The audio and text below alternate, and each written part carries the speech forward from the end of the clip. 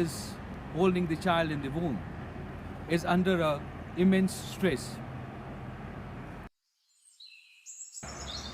So today we'll discuss about the second chakra, svadhisthana chakra, which in English is called as the sacral chakra. This chakra is responsible for the vitality,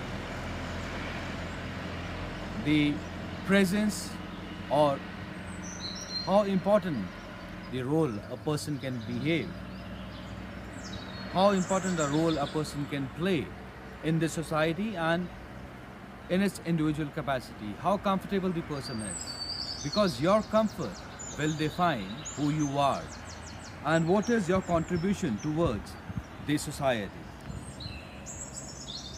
What is the frequency of your concepts getting manifested is defined by this sacral chakra, the svadhisthana chakra. Svadhisthana is a Sanskrit word which means self and dwelling place, which we can translate into where the self dwells, the energy dwells. It is situated in between the root chakra and the navel, which is called the solar plex. This is where this chakra is present. The importance or a vague idea of what this chakra is known as can also be known as the gut feeling. Some people have intuitive feelings, the gut feeling, as the people say. I have a gut feeling for this. What is that?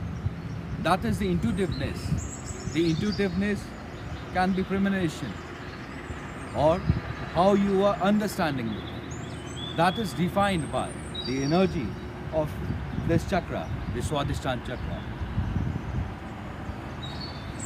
This chakra, when born, is normally active until unless the lady who is holding the child in the womb is under immense stress.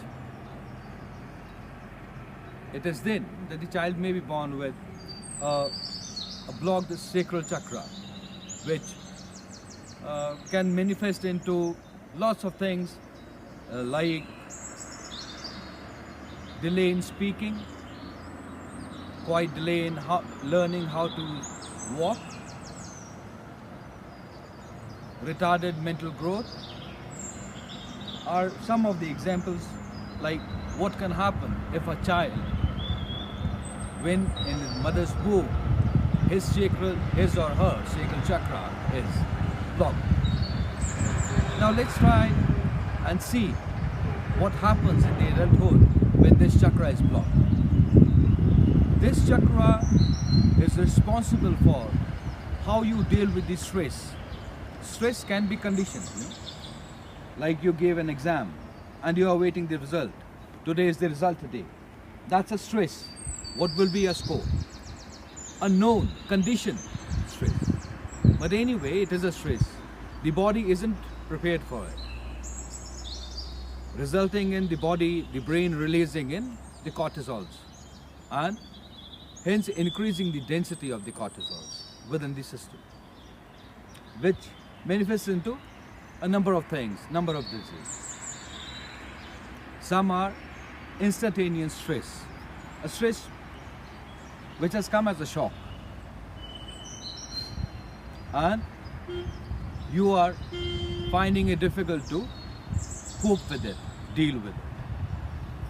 That is a kind of a stress, an unconditioned stress. But in either phase whatsoever the classification of the stress may be, if you are unable to cope with it and the density of the cortisols within your brain, within your system keeps on increasing, it will result in the blockage of this chakra, which will hence manifest into a number of things like migraine,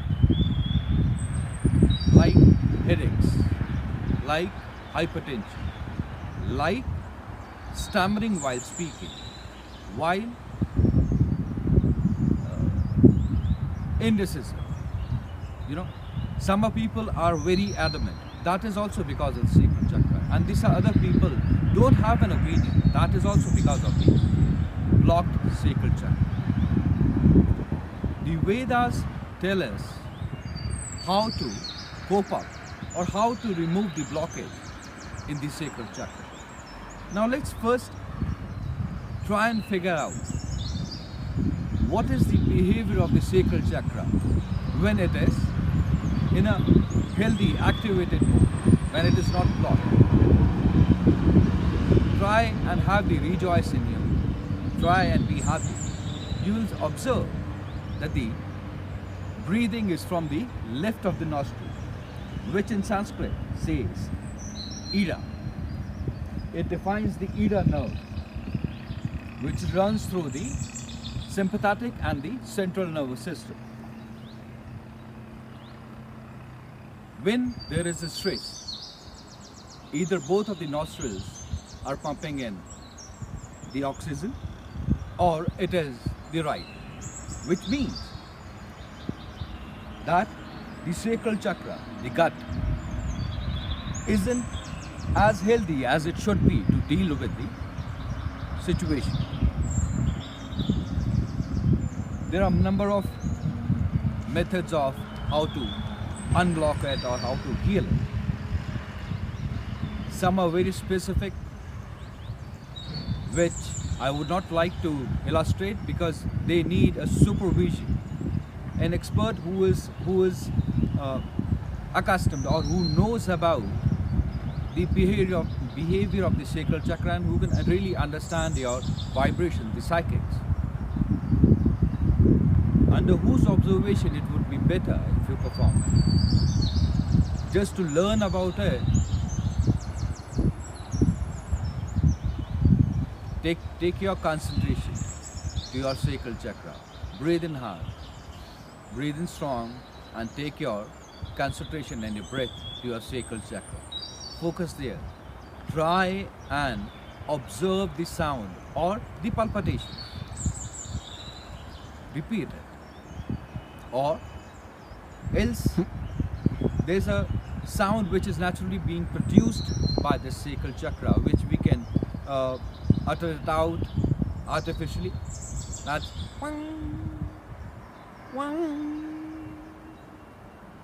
it's the sound which is like, you know, if you hold a bamboo stick in your hand and swing it hard in the air, don't hit anyone, but if you swing it hard in the air, the kind of that sound, that's the sound which is being produced naturally in the sacral chakra. Hearing that sound, that natural sound, would give an input through your ears to your brain to reduce the cortisol density or stop releasing the cortisol, and hence it will make you strong.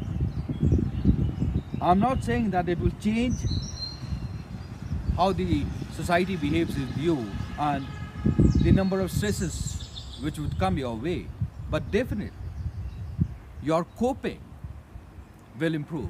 It is not the stress that it's a problem, it's the coping. Like professionally there's a lot of stress in the people who are into air traffic control, ATC, or the people who are in merchant navy, or people who do bungee jumping, skywalk, scuba. There's a lot of stress in it. But when you know how to cope with it, that becomes enjoyment, and instead of cortisol, the brain releases the adrenaline. Till the next time we meet, Shivo.